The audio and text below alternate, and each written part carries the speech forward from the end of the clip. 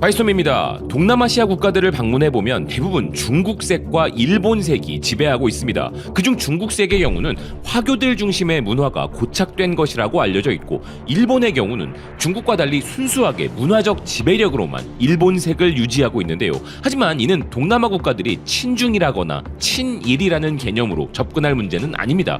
중국은 그렇다 쳐도 일본과 같은 경우에는 동남아 지역에서 지난 수십 년 동안 우리보다 앞서 압도적인 규모로 투자를 하고 인프라를 건설하여 얻어낸 결과인 것인데요. 그렇기에 동남아시아에서 한류 열풍이 부는 것을 가장 못마땅히 여기는 국가 역시도 일본입니다. 일본은 한류로 인해 위기감을 느끼는 것이죠. 그 대표적 사례 중 하나는 태국의 일본 비즈니스 매체 타이비즈의 기사였는데요. 태국에서 일본 최강의 소프트 파워는 식문화인데 그 인기가 언제까지 지속될까라는 기사는 태국에서의 일식은 아직까지는 지배적이지만 태국 현지 음식들과의 경쟁도 치열해지고 있고, 한국과 같은 국가의 정부기관들이 다양한 광고 전략으로 홍보를 촉진하고 있어 일식은 이제 그 위상이 떨어질까 우려된다는 인식도 나타나고 있다는 것입니다. 여기에 더해 한국에 대한 우려는 좀 더 클 수밖에 없다는 것인데요. 과거 태국에는 일본 콘텐츠 팬들이 많아 일본이 동경의 대상이었지만 이제 태국 내에서 일본은 한국세에 밀리고 있는 것이 현실이고, 이제 일본이 태국인들에게 어필할 수 있는 것이라곤 관광과 음식 정도밖에 남지 않았다는 것이었습니다.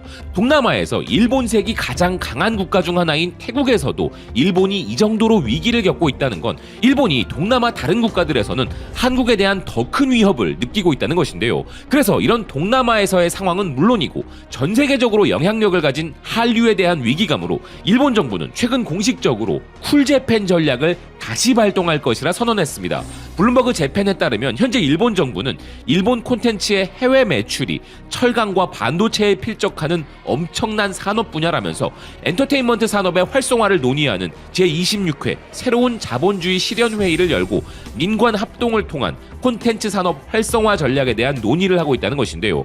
일본 정부는 일본 엔터테인먼트 산업의 실태를 조사하여 지침을 작성하고 있고, 제작사 측에 수익을 환원하는 비즈니스 모델을 구축하는 것을 목표로 칸 영화제 수상자이자 영화 브로커의 감독인 고레에다 히로카즈와 영화 고질라의 감독 야마자키 다카시를 회의에 참석시켜 본격적인 대화를 하고 있다는 것입니다. 그리고 고레에다 히로카즈 감독은 그가 함께 일해봐서 잘 아는 국가, 다름 아닌 한국이 그들의 롤모델 국가라 이야기했다는데요. 그리고 이 회의의 핵심이 되었던 부분은 일본이 한국에 뒤처져 있다는 것이었습니다. 특히 게임과 애니메이션은 몰라도 영화와 드라마 등 실사 영상 미디어 분야에서는 일본이 한국에 뒤처졌기에 일본의 프로덕션들에 대한 배려가 필요하다는 이야기가 나왔다고 하는데요. 일본 기시다 총리는 이에 화답하여 크리에이터들이 안심하고 일할 수 있도록 환경적으로 미비한 부분을 보완하기 위해 비즈니스 모델 구축에 나설 것이라고 말했다고 합니다. 일본에게는 이미 정부가 직접 나서서 정말 괴멸 수준으로 돈만 다 날리고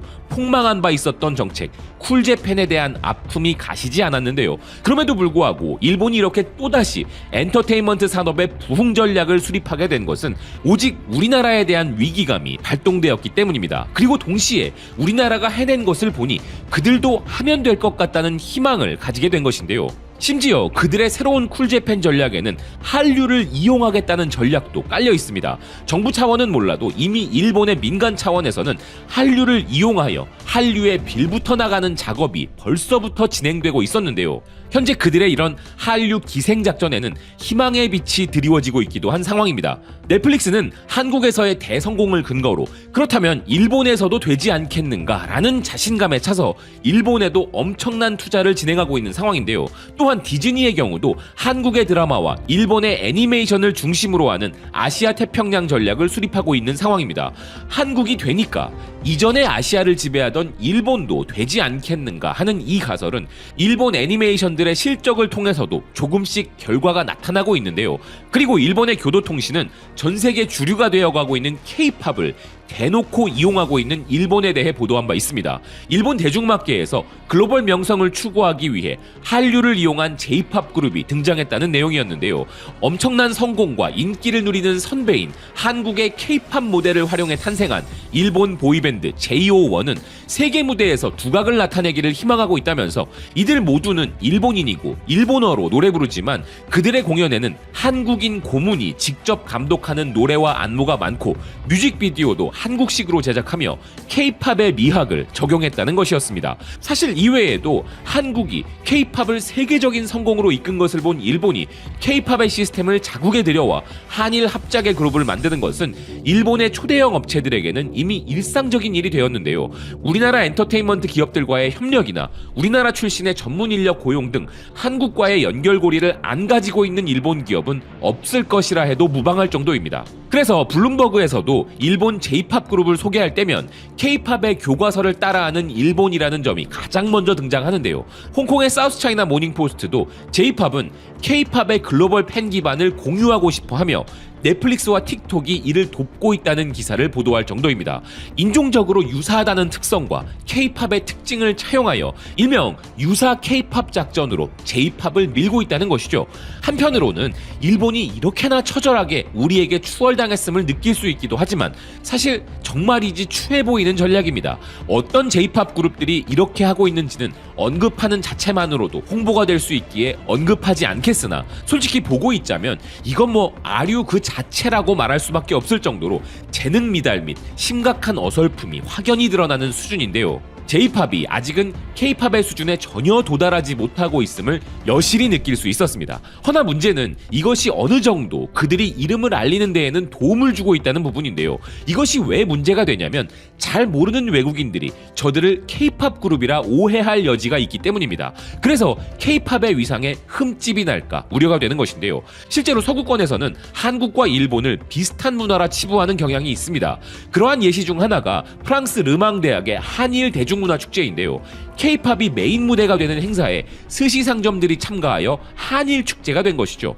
이런 분위기는 비단 음악 산업에서만 벌어지는 것은 아닙니다. 일본의 유명 각본가 카나자와 토모키는 실제로 그가 한국의 덕을 보고 있음을 증언하였는데요. 그는 일본의 대표적인 기업 정보 매체 마이나비와의 인터뷰를 통하여 지금 다시 일본 엔터테인먼트가 재출발할 수 있는 타이밍이 왔다면서 그 이유가 바로 한국이라 이야기한 것입니다. 기존 일본 크리에이터들은 처우가 매우 열악했으나 한국의 작품들이 세계적으로 인정받는 것 덕분에 일본 엔터테인먼트는 이대로 괜찮은 것인가 라는 우려의 목소리가 나오면서 일본도 이에 대한 중요성을 깨닫기 시작하여 더 다양한 기회들이 창출되고 있다는 것인데요.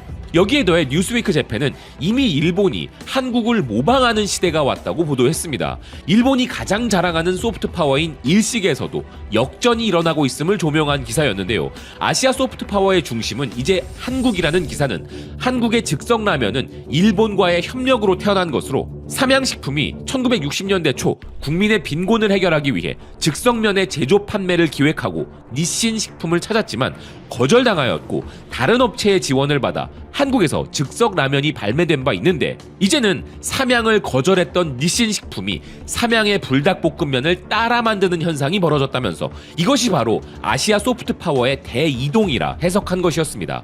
개인적으로 초등학교 때 명견 실버라는 애니메이션이 일본 것인 줄도 모르고 봤었고 중학교 때는 드래곤볼, 고등학교 때는 슬램덩크로 자연스럽게 넘어갔는데요. 그렇게 저와 같은 세대는 일본 만화에서 자유로울 수 없었습니다. 그리고 실제로 이 분야에서 일본은 정말 잘하는 것도 사실인데요.